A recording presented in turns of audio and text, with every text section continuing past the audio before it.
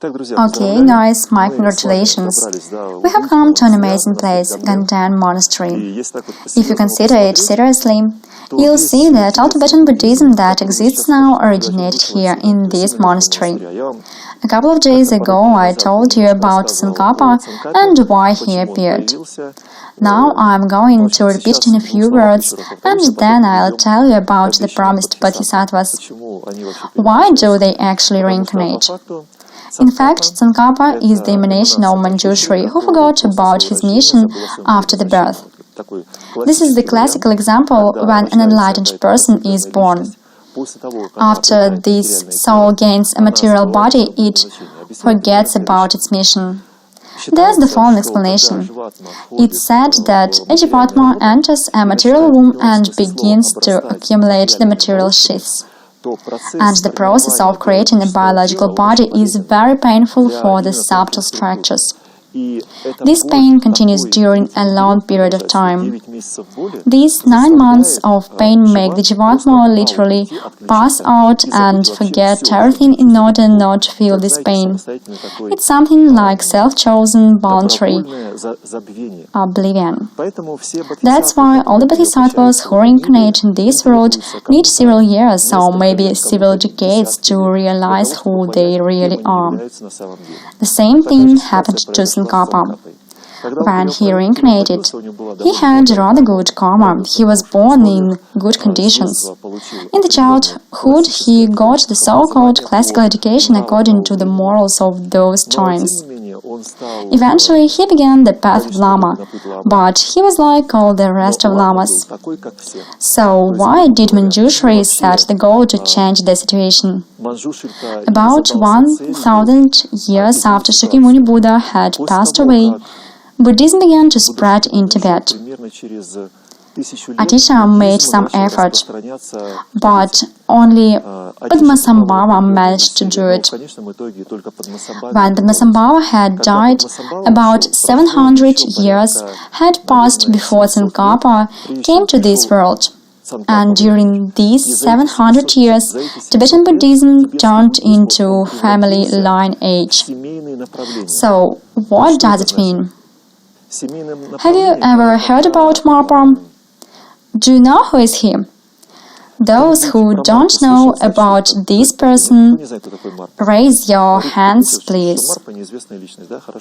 Okay, I'll explain in a few words. He is one of the founders, or rather co-founders, of the Karma-Kagyu line age, which is widespread now. There's a line of transmission, Tilopa, Naropa, Marpa, Milarepa. After Milarepa, there were Chupa and some other disciples.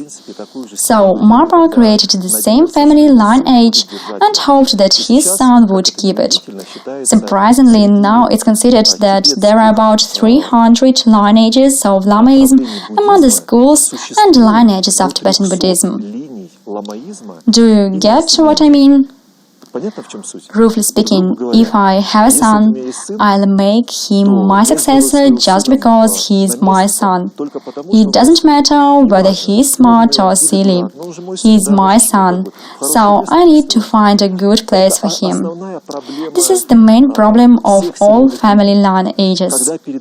When the knowledge is transmitted by inheritance, not the best one in the line becomes a successor. What does it mean, the best one in the line? For example, a Lama has 20 disciples. Why do you think that his son will be the most outstanding? Do you think it's possible that an indirect successor can have better qualities than his son? Actually, this is a great problem which isn't considered by many people who do things in their own way. So, at that time, Tibetan Buddhism took not the best form, because Buddha's teaching became less valuable for the following reason. It's believed that Lama is on the first place and then everything else. Lama's word is law. Now Tibetans declare this. They say, first listen to Lama and then everyone else. And imagine that Lama is a little bit wrong. And imagine that the successor of this Lama will be also a little bit wrong, and so on and so forth. Imagine that 700 years have passed. Can you imagine how many successors have changed? If in ancient times they lived about 45 years, there will be a lot of them. So there were more than 100 people who interpreted the teaching in their own way. By the way, Ganden Monastery was famous for... Okay, I'll tell you about it later.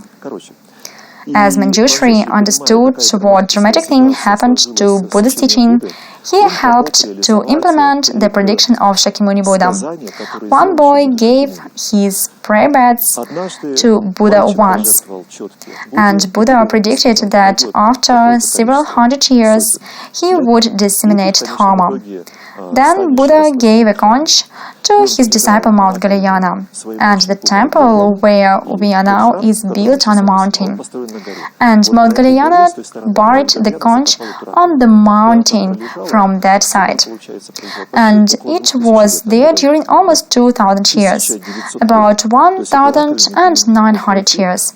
So, no one could find this shell until Tsongkhapa became Tsongkhapa and remembered his mission. He realized that there's a relic for him. So, on this mountain, he found this conch, which is kept in Dripung Monastery, if I'm not mistaken. Yes, in Dripung. We won't go there this year, and they don't even show this conch to people. They show it only on holidays. So, this is such a long story.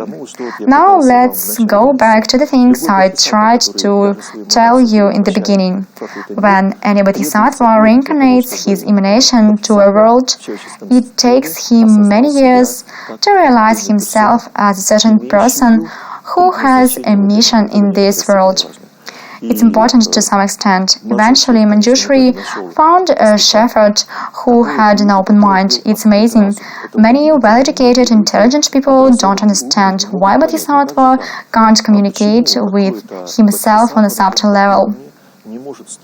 Roughly speaking, it seems so easy for a person to get through to the consciousness of himself. But it's almost impossible. Even Manjushree couldn't do it. That's why he found a conductor for his knowledge. It was not an ordinary shepherd who herded either goats or yaks. So it doesn't matter, but due to the fact that he perceived the reality as it was, so he had no clouding of consciousness and a lot of philosophizing. Manjushree could get through to his consciousness somehow, engage in dialogue, and eventually literally make him go to the Lama. So, in the end, he arranged to meet Tsongkhapa. If I'm not mistaken, the discussion between the shepherd and future Tsongkhapa lasted several years. The shepherd transferred the knowledge which allowed Tsongkhapa to remember who he was. It's important to some extent. Then a classic system appeared, and Tsongkhapa was like an evolutionary. Mind you, I said an evolutionary, but not a revolutionary.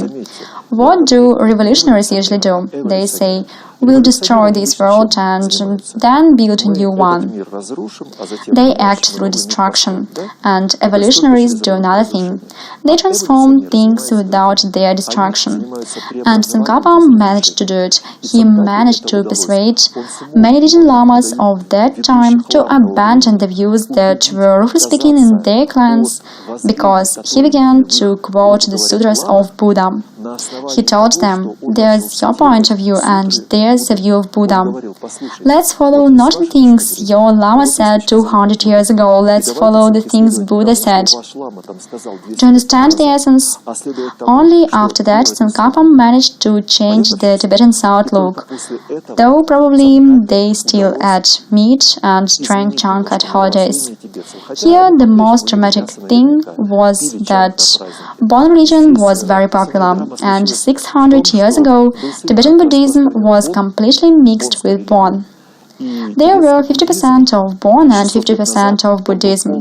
For example, this year we haven't seen that, but when the last time we came to Samye and walked through the gates, we saw a very large batch of bread products in the shape of severed limbs of animals. Just imagine the animals' thighs painted in red like meat. So they make these leg waters, perform puja, and then eat them. Why don't they make just bread?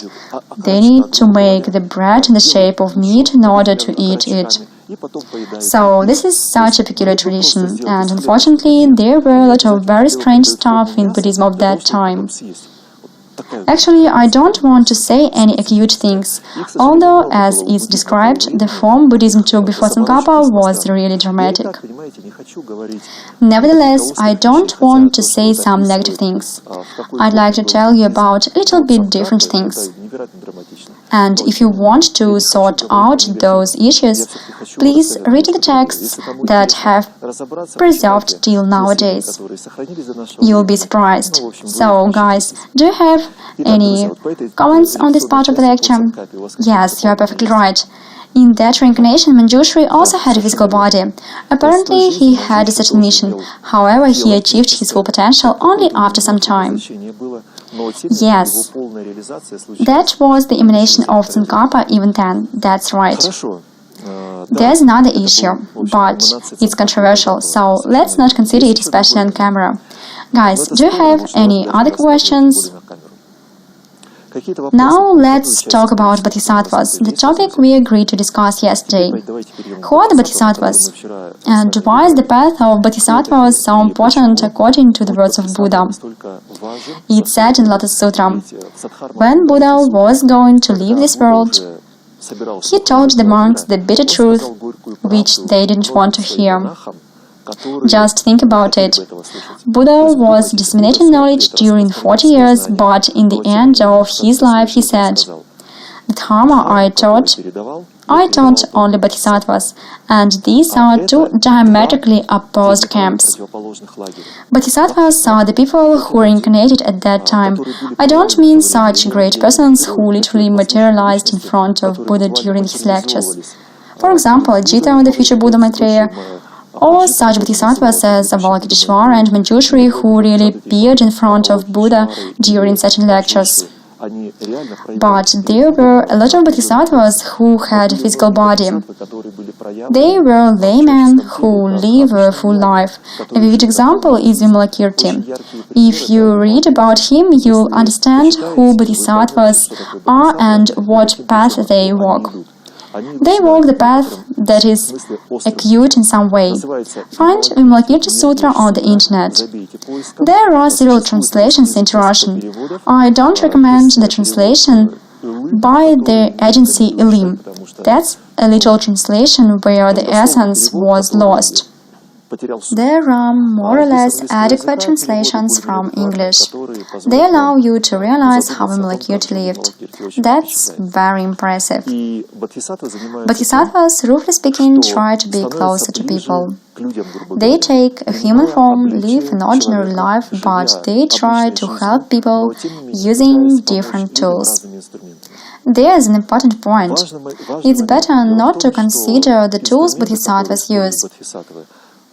For example, there was a vivid incident in Vimalakirti Sutra when Manjushree asked Vimalakirti a question about bodhisattvas.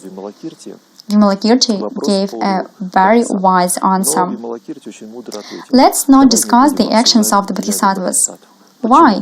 He said that because an outside observer will never be able to understand the actions of bodhisattvas because of the limitations of his mind. For the vast majority of people, the concepts of good and evil stem from what is happiness and what is grief for them. People cling to sweet things and run away from bitter ones. Do you understand the logic?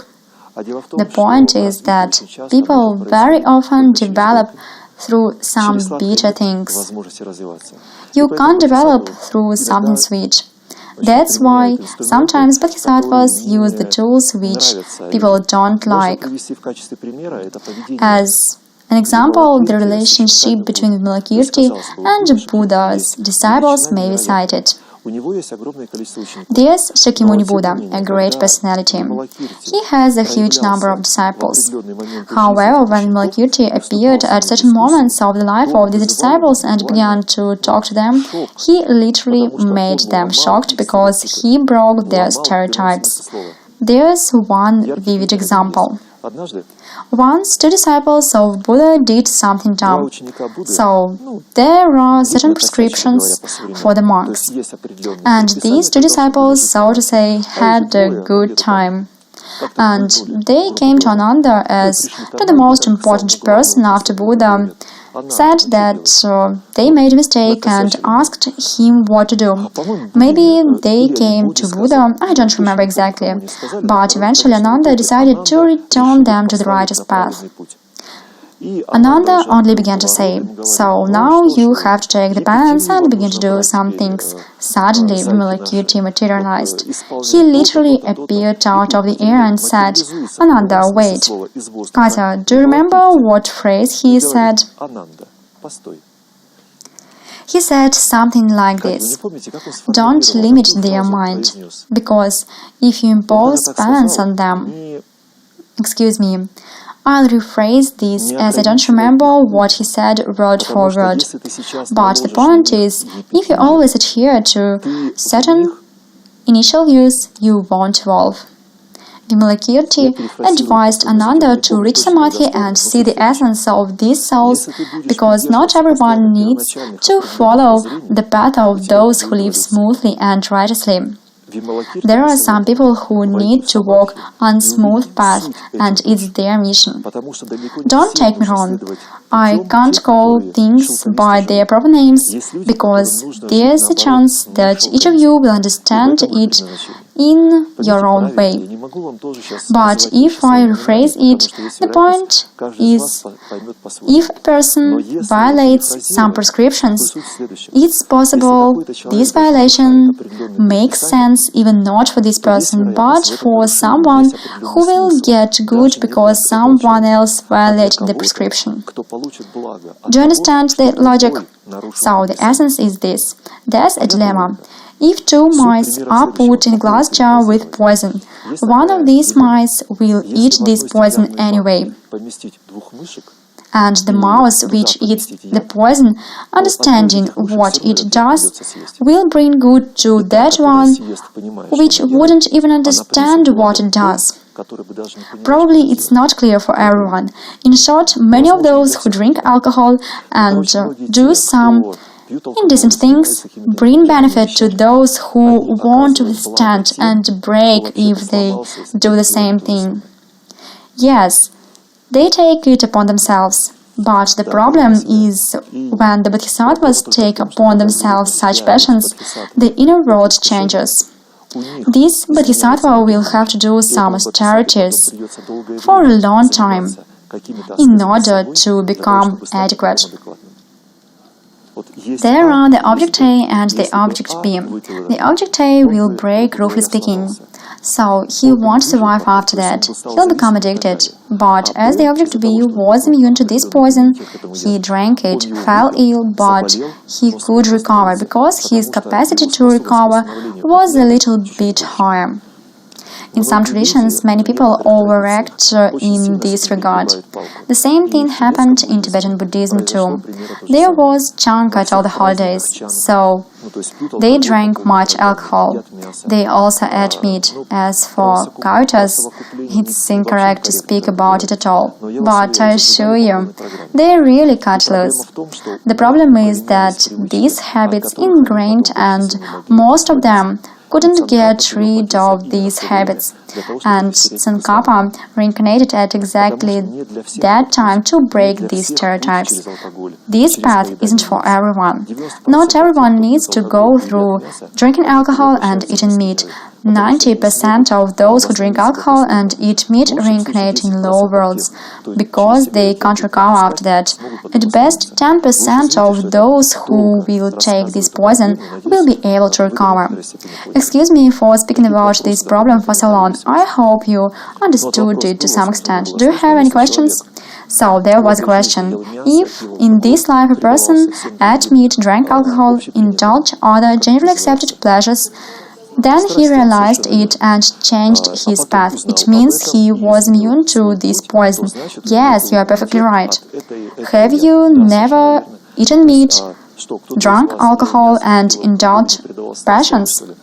I assure you, it's almost impossible to find such people. Any person who is going to evolve tries a lot of things on himself when he gets a material body. It's absolutely normal. And after he tried many things and experienced a lot of poison firsthand, he would gain wisdom.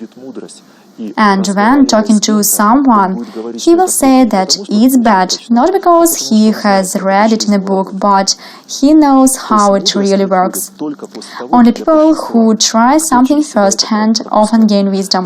There's one problem here. You may say that I condone people who indulge pleasures and passions. No, not at all. We mustn't say that passions are good. If a person knows that passion is a bad thing and continues to indulge it, this is already weak karma. When a person knows that something is bad but continues doing this. There's another situation when a person doesn't know about something and does it. But when he was sad about it but he continues doing this, then he will have certain problems. Because he will have to condone his passions, and he will argue with those who will say that the passions are bad. Most debaters are the people who are completely dependent and can't resist their passions. They take the position that will lead them to nasty actions. The degradation process will happen. Not all people should know certain reality, especially if they are not ready yet, although not everyone will understand that. Slav, what is the question? No, it's not so easy. You said a very important thing. Okay, I'll repeat the question. So, here's the point. Slava read Vimalakirti Sutra. He asked, Andrei, why did it happen? Manjushree is the emanation of wisdom. So, this is the most enlightened emanation that could ever exist.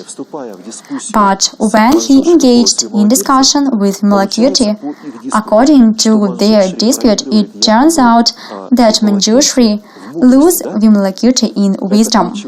This is the key point. Actually, Manjushree and Vimalakirti are almost the same hypostasis at subtle level, and they were talking with each other like one was talking to himself, only in order to allow all people around to consider different views on reality. But this is not the only thing. Vimalakirti Sutra will exist in the world that is seen or drishya. That is the world we live in. It is called drishya or what is seen, and there's the world we can't see. It's called subtle world.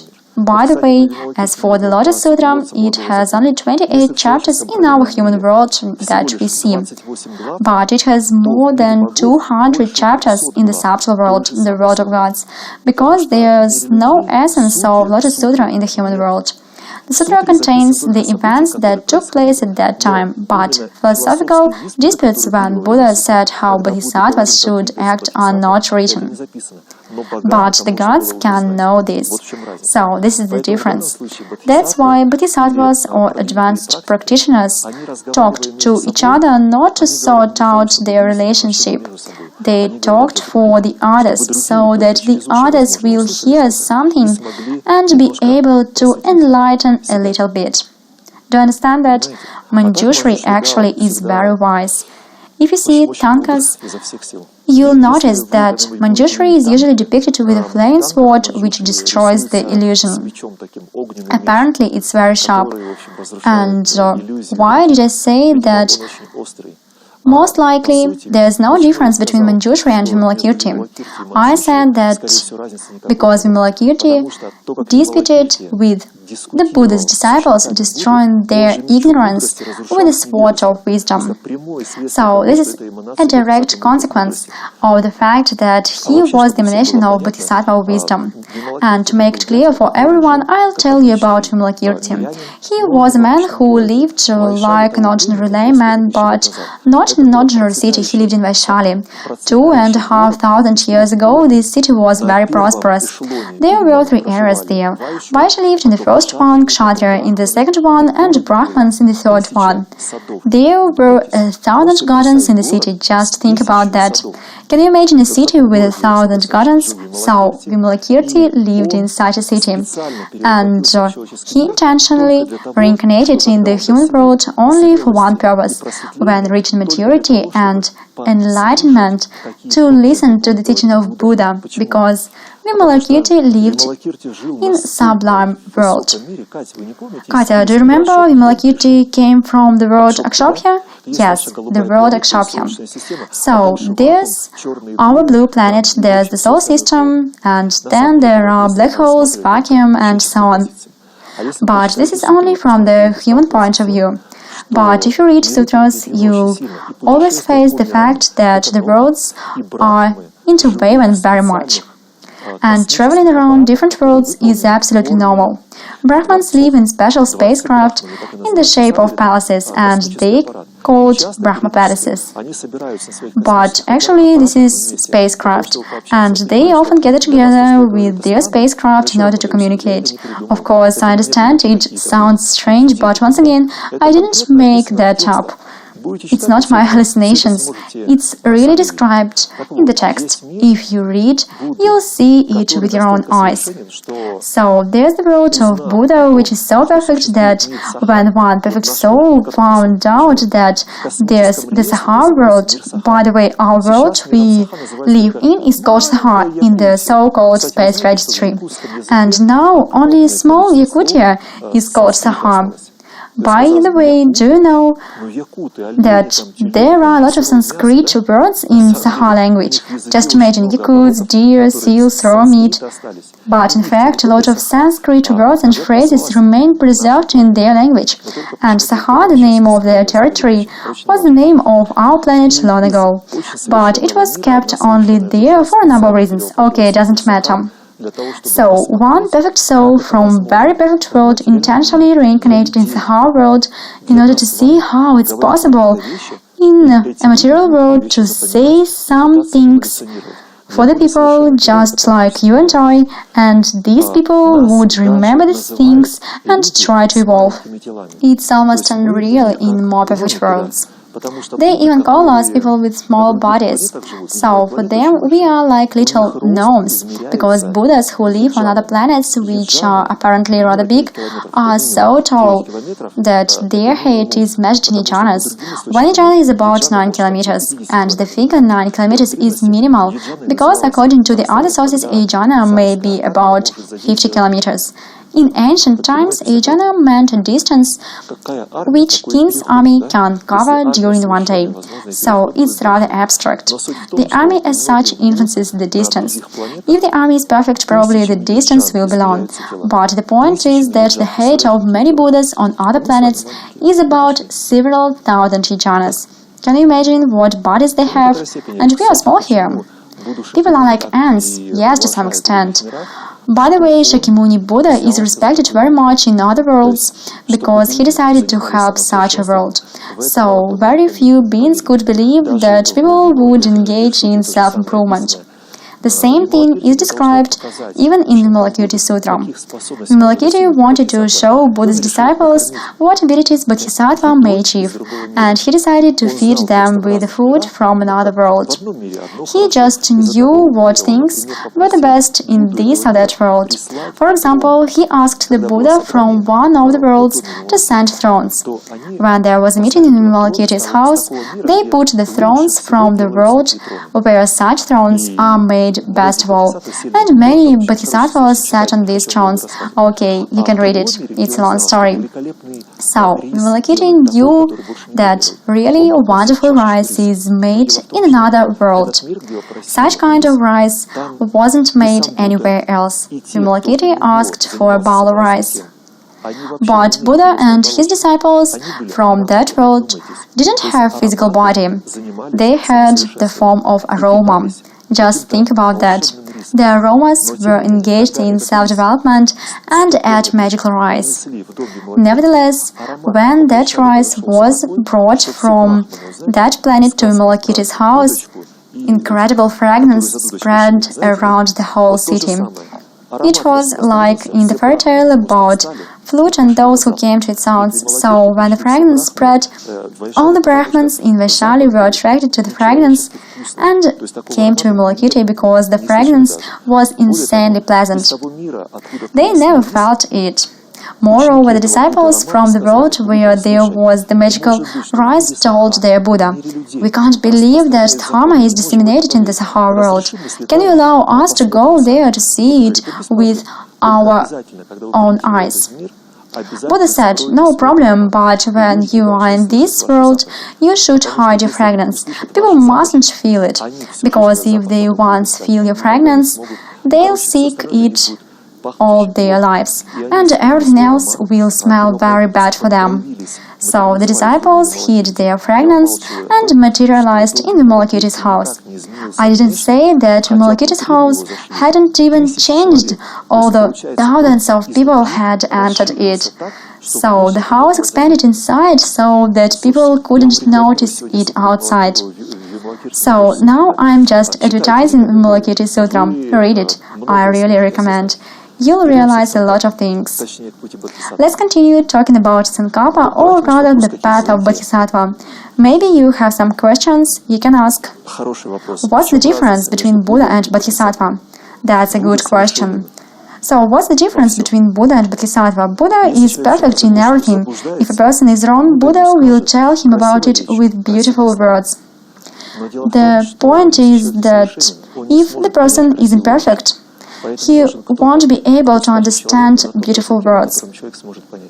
That's why someone must explain to this person using the words which he will be able to understand. If, for example, a person can understand only obscene words, Bodhisattva will use them and tell him the things he'll be able to understand. Drukpa Khenle from Bhutan is a good example. One day, a householder came to him and said, "I want to be engaged in self-development, but I have no opportunity. Please give me the mantra which I'll be able to practice and achieve the result." Drukpa Khenle answered, "No problem, write it down." And he dictated a mantra for him. The householder was glad. The saint gave him mantra. He came home, sat down, and began to read this mantra. When his relatives heard what he was reading, they just kicked him out of the house, saying, "Why are you desecrating our place? Why are you using full language?" And the mantra he read consisted of obscene words plus the word Buddha. So Drukpa Khenle gave him such a mantra. He was kicked out of the house. He went to the shed and practiced this mantra there. As he was kicked, he had no other options, so he practiced. After some time, his relatives saw the light coming from the shed. They opened the door and saw a rainbow in place of this old man, and he practiced really obscene things. So the point is that Bodhisattvas not only speak but do the things that will be necessary for a specific being. I'll give you an example again. Okay, to be honest, I don't want to tell you about the things Bodhisattvas do. It's incorrect. Are they like intermediaries of Buddha? They are not just intermediaries. Absolutely everyone has the essence of Buddha inside. The only difference is how much experience has been accumulated in the past lives. You and I differ only in the things we created in our consciousness in our each life, and these things form you as a personality. When you reincarnate, your passions or aversion to something remain with you. You have been already formed, whether you like it or not. And there are those who have less formations. When Bodhisattva is born, he lives like all the others and allows everything pass through himself. But at a certain stage, he understands that it won't end well and starts revealing of that. So he tries to reincarnate having minimal accumulations from this or that world.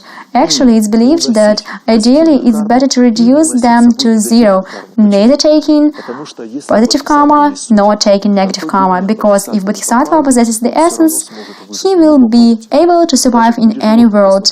Even if he reincarnates in animal's world, he will be a good animal. Does it turn out that this is not Jivatma, but some essence of Jivatma? Yes, this is the soul. Okay, and pure Jivatmas don't exist now. No, they may exist. Probably a Tathagata is a pure Jivatma, but I didn't explore him. I can't say exactly if this is true. Guys, do you have any other questions? Andrei, do not all the Buddhas become Tathagatas? You are quite right. So, are they in their worlds of Buddhas? Roma, that's not the point. They don't become Tathagatas as long as they have the disciples who can't accept them as Tathagatas. Remember the second, the third, and the fourth chapters of Lotus Sutra. What does Buddha say starting with the second chapter? He begins to give predictions to Shariputra. He told him the following thing: you'll also become Tathagata in an immeasurable number of kalpas. And the most interesting thing is that for all the others, Buddha gave a specific prediction saying, for example, you'll become a Tathagata in 100,000 kalpas and you'll have certain disciples. But he didn't say that for Shariputra, his best disciple, and Devadatta, his worst disciple.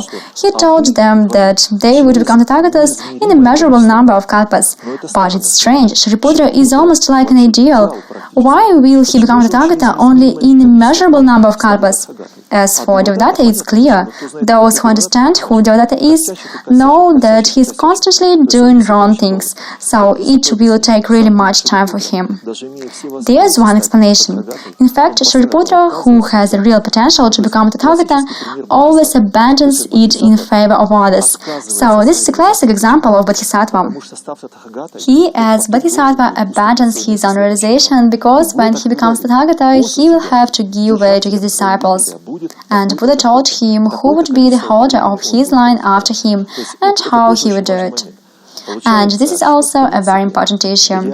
It turns out that for those who walk the path of self-development, a certain paradigm or path has already formed. It's about how long they should move, how they should do it. So everything has already predetermined to some extent. There will be only insignificant deviations from this path. But this is only for those who walk the path of self-development, and those who live the life to the fullest will have ups and downs. Actually, these ups and downs are not like I'm showing. They are in a circle. To put it simply, one day one is lucky, he's on top. The other day he's unlucky, he is at the bottom, and so on. So, if you want to milk a cow today, then be ready to become this cow, and someone will also milk you. This is fair, isn't it? This is the difference of the world that is seen. So, if you specialize in something here, for example, one of the guys asked, if I work only in real estate in this life, will it be good or bad karma? On the one hand, of course, it's good. But the problem is in people who also work in real estate. You don't build the houses yourself. Probably you only sell them, but they're built by the people from sunny Tajikistan. They're working very hard. I had one friend from Ukraine who worked in construction. He began to do yoga, but he couldn't because he was drilling the walls during 5 or 10 years, and his body began just to shake. I don't know how it's called, so probably it's a vibration disease. He couldn't do yoga because he couldn't sit still and motionless. His body was shaking. He wanted to do yoga, but he couldn't. It turns out that whatever you do, real estate or something else, a great amount of other Jivatmans serve you. Someone works for you. and you get a certain percentage of the profit because someone works very hard.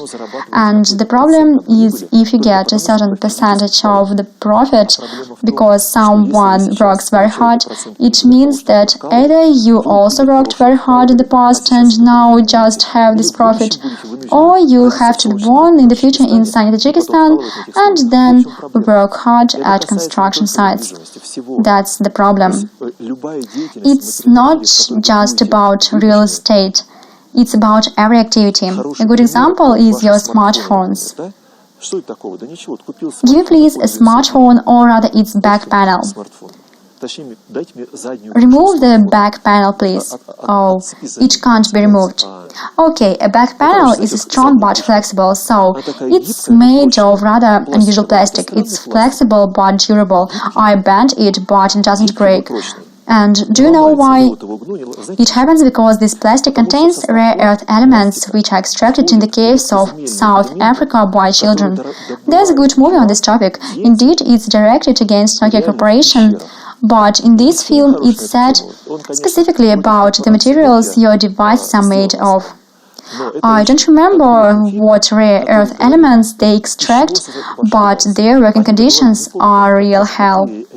Just imagine Africa, the caves which they dig by hand. The temperature is 40 degrees centigrade in every season there, and the Negro children work there. Why children? It's easier for children to get there than for adults. So they work in this hell, and everything is completely controlled by mafia. It's just hell. I advise you to find this information.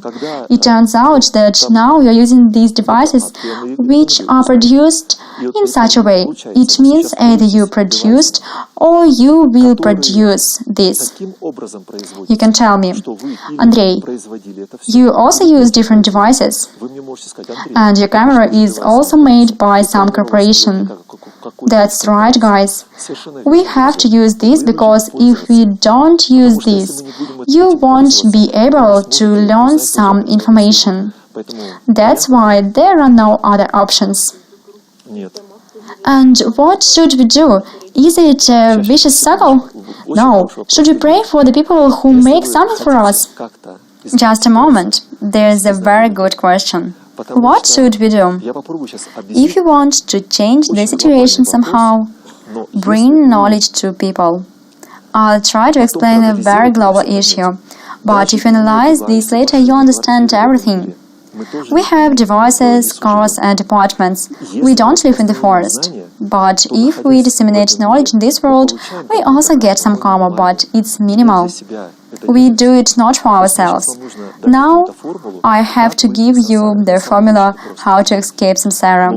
Actually, it's very difficult, but there's only one way. You should find the way to escape samsara yourself, because it will be different for everyone.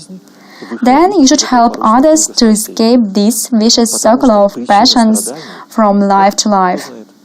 And do you know what is the cause of suffering? The desires. Yes, you are right, this is the desires. It's the formula which Buddha said, while you have desires, you'll have sufferings, they're interconnected. It means that you should find some instruments to neutralize your desires. If you neutralize it, you'll see a completely different way of living your life. The main formula is learn to bring knowledge for others. Why didn't I say bring knowledge? I said learn to bring knowledge, and this is a great difference. If you are not ready but begin to disseminate knowledge, and most people act in the following way. In this case, you'll accumulate karma because you haven't realized something up to the end but begin to share it. Recently, one man has asked me, Andrei, your new yoga teachers give lectures but they say incorrect things. So why don't you tell them that they say incorrect things? I answered, if a person gives a lecture and says certain things, he or she doesn't say it by accident. This person does it only because there are the listeners who need to hear this specific interpretation of the things, even if this is not quite right. But these people can hear only that. Maybe most people won't understand me, but if you try to disseminate knowledge, then you'll understand why I say this. So let's imagine the situation. Andrei Verbo says, you should disseminate knowledge. And there is another person who says different things. And people believe it. Can you give an example of this? You need time alone, you should practice for your own self. Yes, they say, better than everything, practice for your own self until you reach your full potential. You have no right to say anything for others. In principle, they say the right things, but in fact, however much time they spend alone, they achieve almost nothing. Even if such a person achieves his potential a little bit, let him return to the society and give a lecture. Then he will run away for so long that he will never come back to the society again. Yes? Yesterday we remembered the movie Samsara, which is about the person who also spent very much time alone. Not much time. That was only 3 years. But for ordinary people it's long. Nevertheless, when he came back to the society, he faced the same passions. Okay, I'll repeat that. Yesterday we talked about the path of a monk because our guide told us that people sit in the caves during 3 years, 3 months and 3 days. But after that, the passions come back to them again. And it's depicted very vividly in the movie Samsara. After the solitude, a person really loses control of himself because he didn't transform the passions. The things I'm telling you can't be realized during one life. Only those who practice it from life to life will understand me. So the people for whom bringing knowledge is the creator from life to life will understand. If you face it only in this life, probably you'll try it and you'll be able to do it for some months. But then you'll understand that it's much easier to be a corporate slave and work in the office. No problem, so it's your path. Then, after many lives, when you'll work off your karma or corporate slave, probably you'll reach human world again and maybe we'll meet each other. You'll be surprised, but we will do the same things again. Okay, we won't be called the club Om that through the name will be different, but nevertheless the team will be the same. Yes, we will have new bodies and names, it doesn't matter. The main creator of our club is to help others. Only the people who are not different to the world and want to do something for others remain in our club. I don't choose them. No, the karma chooses. Only those who can do it remain. They not only want to do it, but they have ability to that. Because the desire to do something and the ability are not the same at all. These are very different things. So the people who do it from life to life finally remain. So, we bring knowledge for people and maybe not in the framework of yoga. It doesn't matter. The main thing is to change the world for the better by means of service. So, we do Raja Yoga from life to life and recommend this for you. Have I answered your question? I can't answer your question with the words you'd like to hear. You'll have to walk your own path anyway. And do you have the time to improve this life? Because the situation in the world is developing so that I just get scared. Recently, I've read the news that Katya sent me. It's about what is happening in Russia now. Vladimir Putin granted amnesty to the woman who was put in prison for 7 years because she sent SMS. It's not a joke. So, your friend from Georgia sent her SMS with a question, and that woman lived in Sochi. So, he asked her, are tanks really rolling in Sochi? She answered, yes, there's a column of tanks on the station platform. So, she wrote that in SMS. After 6 years, that SMS was found. This woman was also found. They organized just a great operation. There was a special unit for a quick reaction. As it turned out, she violated... No, it's not about disclosing state military secret. She was just a local market seller. It's called... just a moment. Maybe informing the enemy? No, there was such an absurd term. Is it high treason? Yes, there was something like high treason. I don't remember exactly. Just imagine, she got 7 years for SMS and it's the 21st century. And was she the only one who was imprisoned? There were several women who got real prison terms. When I read it, I was surprised and Katya asked me, Andrei, does it really happen now time? How is that possible? And we do yoga. How is that even possible? Terrible things are happening in the world. Yes, surprising things are happening in this world. But let's get back. Well, people being near each other will live in parallel realities anyway. That's the way the world works. You can meet each other in the shops, for example, but that will be parallel realities anyway. How to change the situation? Change yourself. It's impossible to force someone to start self-development. Nevertheless, if you quietly change yourself for the better, you'll see the results sooner or later. There are a lot of examples of the fact that people who changed themselves saw how the atmosphere around changed too. There are a huge number of examples of when one from the family becomes a vegetarian.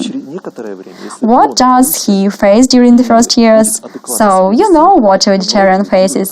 About 90% of vegetarians face that, but after some time, if he endures and behaves adequately, many will stop eating meat. That's a fact, although everybody resists at first. So, how to change the situation? Change yourself. It's impossible to force someone to change. Actually, not the yogis should do that. By the way, Tibetan Monastery became famous for its bellicose monks. Sometimes they even came to blows. They really fought each other when they were arguing about some philosophical issues.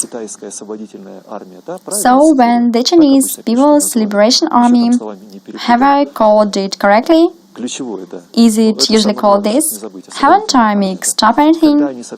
Yes, liberation is the key word. That's the main thing. Liberation Army. Yes.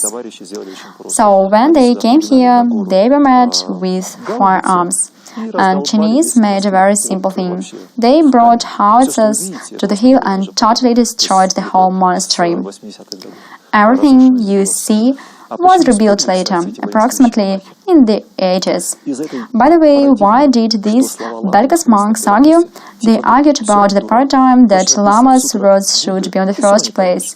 So they meant, you are like a fool. You won't understand what was written in sutras of Buddha anyway. That's why you must ask Lama. Lama knows exactly. But imagine that Lama doesn't fully understand anything. So he forms the illusion, and I told you about it.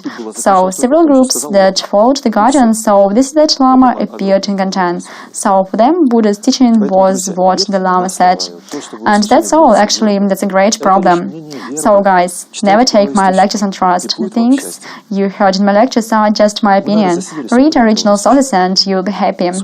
Probably the time is coming to an end. What time is it? 55 minutes.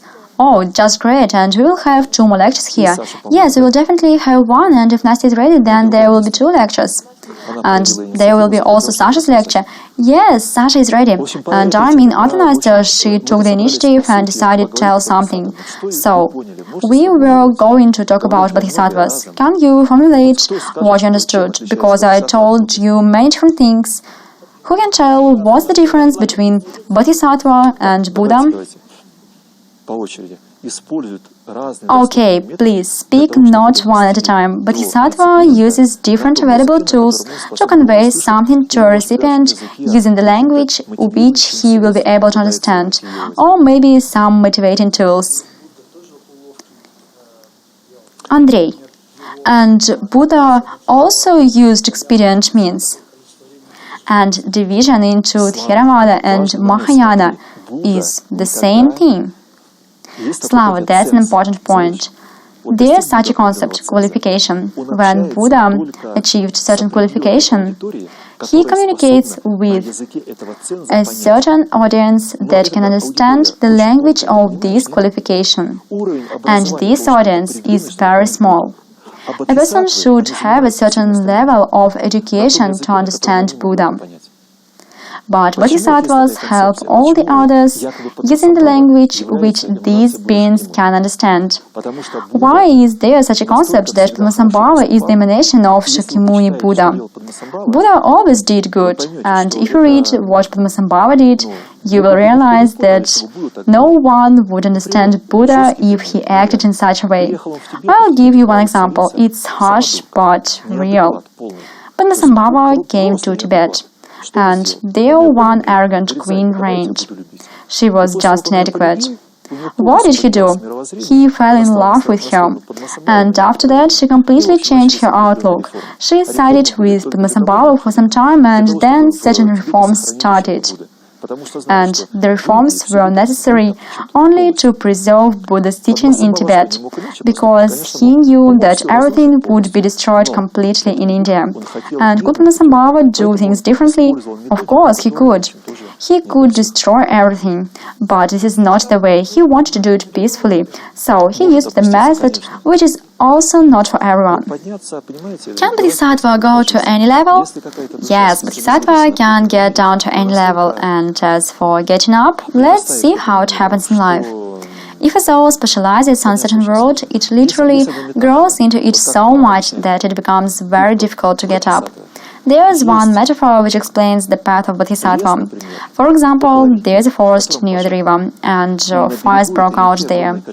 And there is a huge amount of living beings on the bank of the river. They want to go to the other bank, but they can't. And suddenly a boatman from the other bank appears, comes to this bank, takes those whom he can take, and goes to the other bank. And there is an oasis on that bank. Everything is just wonderful.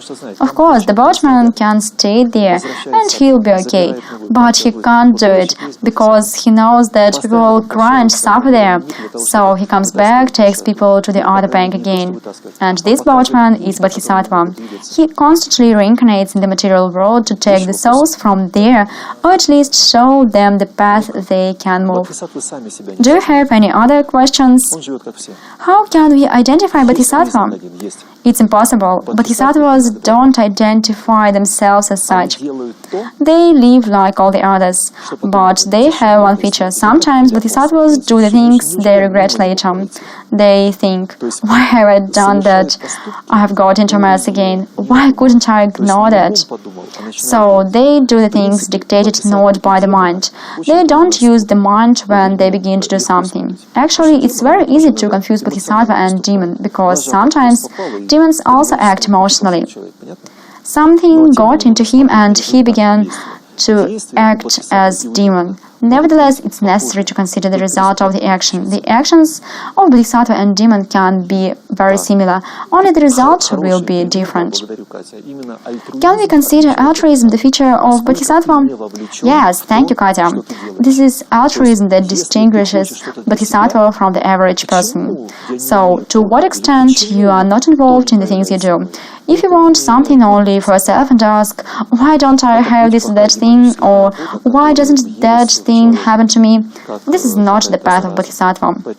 This is the path of demon features that penetrate into a person like an infection.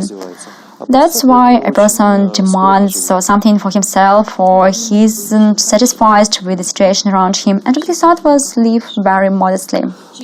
For example, they can be doctors who don't do yoga at all, but they faithfully do their duty. As for the doctors, that's a very difficult subject. If the doctors help those who accumulate bad karma, they will also be responsible for that. I can give you an example. I have one friend. He's a professional surgeon. He has really magical hands. So he performed just filigree surgeries. But he's a surgeon. Probably it tells you nothing. All the surgeons drink very much alcohol. Maybe not all of them, but 95% of doctors drink a lot. And my friend drank himself to death. I even don't want to tell you about the things he did in that state. He did just crazy things. But he had magical hands. Why does it happen? When I asked him, why are you doing this? He said, I don't know, I just can't help it. And he's a very smart person. I'll explain you why he did it. He helps those who don't control themselves. This exchange of motivations influences a doctor. If a doctor helped only saints, he would also become saint. But if he helps those who are deep in passions, it's just hardcore. I'll give you another example about doctors. It's also very striking. I had one good friend. She was a dentist. She treated people and loved her job very much. She helped people very sincerely. She fixed teeth of many yogis for free in Moscow.